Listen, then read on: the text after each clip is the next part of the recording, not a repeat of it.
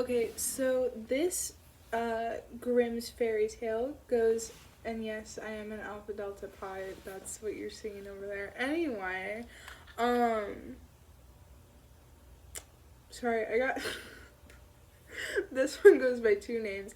I'll probably have only one of them. I'll probably label this one the Frog King, but if you've heard of Iron Henry, it's the same thing. It goes by both titles. Okay, in olden times, when wishing still helped one, there lived a king whose daughters were all beautiful, but the youngest was so beautiful that the sun itself, which has seen so much, was astonished whenever it shone in her face. Dude, I really hope that somebody describes me that way someday.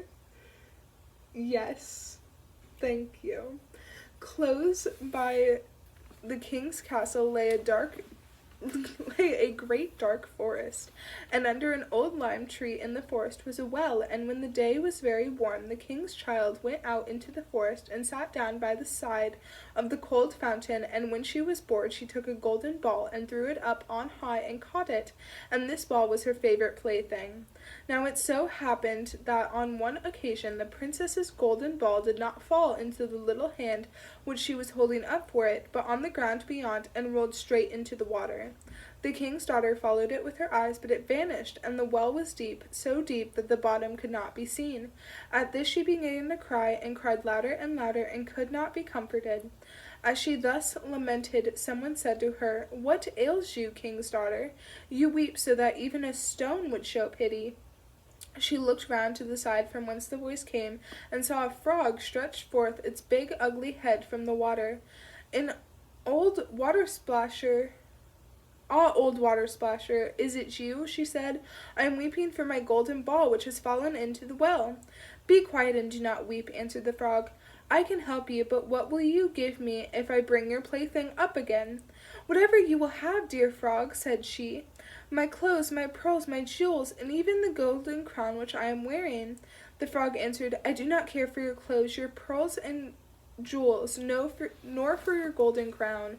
But if you will love me, and let me be your companion and playfellow, and sit by you at your little table, and eat off your little golden plate, and drink out of your little cup, and sleep in your little bed, if you will promise me this, I will go down below and bring you your golden ball up again." "Oh yes," said she, "I promise you all you wish, if you will but bring me my ball back again." But she thought, "How the silly little frog does talk. All he does is to sit in the water with the other frogs and croak. He can be no companion to any human being." But the frog, when he had received this promise, put his head into the water and sank down, and in a short while came swimming up again with the ball in his mouth and threw it on the grass. The king's daughter was delighted to see her pretty plaything once more, and picked it up and ran away with it. "Wait, wait," said the frog, "take me with you. I can't run as fast as you can." But what did it avail him to scream his croak, croak after her as loudly as he could? She did not listen to it, but ran home, and soon forgot the poor frog, who was forced to go back into his well again. "That's just rude. That's rude." The next day, when she had seated herself at... I'm talking about the princess, not the frog. The frog was a little asking a little too much, you know? But the princess agreed. She agreed. That's now her fault. That's her problem. The next day, when she had seated herself at table with the king and all the courtiers, and was eating from her little golden plate, something came creeping, splish, splash, splish, splash. Sorry. The image came into my head with the little splish, splash made me giggle real hard. Up the marble staircase, and when it had got to the top, it knocked at the door and cried, "Princess, youngest princess, open the door for me." She ran to see who was outside, but when she opened the door, there sat the frog in front of it. Then she slammed the door to in great haste, sat down to dinner again, and was quite frightened. The king saw plainly that her heart was beating violently, and said, it's way too late for me to be reading right now. The image is in my head.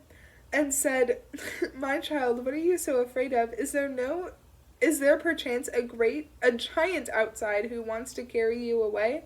"Ah, no," replied she, "it is no giant, but a disgusting frog." Jesus. What does a frog want with you? "Ah, dear father, yesterday, as I was in the forest sitting by the well, playing, my golden ball fell into the water, and because I cried so, the frog brought it out again for me, and because he so insisted, I promised him he should be my companion, but I never thought he would be able to come out of his water, and now he is outside there and wants to come in to me." In the meantime, it knocked a second time and cried, "How is a frog knocking?" and cried, "Princess, youngest princess, open the door for me. Do you not know what you said to me yesterday by the cool waters of the well? Princess, youngest princess, open the door for me." Then said the king, "That which you have promised must you perform. Go and let him in." She went and opened the door, and the frog hopped in and followed her, step by step, to her chair. There she sat and cried, "Lift me up beside you." She delayed until at last the king commanded her to do it. Once the frog was on the chair, he wanted to be on the table, and when he was on the table, he said, "Now push your little golden plate nearer to me, that we may eat together." She did this, but it was easy to see that she did not do it willingly. The frog enjoyed what he ate, but almost every mouthful she took choked her. At length he said, "I have eaten and am satisfied. Now I am tired. Carry me to your little room and make your little silken bed ready, and we will both lie down and go to sleep." The king's daughter began to cry, for she was afraid of the cold frog, which she did not like to touch, and which was now to sleep in her pretty, clean little bed. The king grew angry and said, "He who helped you when you were in trouble ought not afterwards to be despised by you." She took hold of the frog with her 2 fingers, carried him upstairs, and put him in a corner. But when she was in bed, he crept to her and said, "I am tired. I want to sleep as well as you. Lift me up, or I will tell your father." At this, she was terribly angry and took him up and threw him with all her might against the wall. "Now will you be quiet, odious frog," said she. Why did she launch him? Sorry, I'm reading the story. But when he fell down, he was no frog, but a king's son with kind and beautiful eyes. She launched a man into a wall. He, by her father's will, was now her dear companion and husband. When did they get married? When did they get married? Then he told her how he had been bewitched by a wicked witch, and how no one could have delivered him from the well but herself, and that tomorrow they would go together into his kingdom. Then they went to sleep, and the next morning when the sun awoke them, a carriage came driving up with 8 white horses, which had white ostrich feathers on their heads and were harnessed with golden chains, and behind stood the young king's servant, Faithful Henry. Faithful Henry had been so unhappy when his master was changed into a frog that he had caused 3 iron bands to be laid round his heart, lest it should burst with grief and sadness. The carriage was to conduct the young king into his kingdom. Faithful Henry helped them both in, and placed himself behind again, and was full of joy because of this deliverance. And when they had driven a part of the way, the king's son heard a cracking behind him as if something had broken. So he turned round and cried, "Henry, the cage is breaking."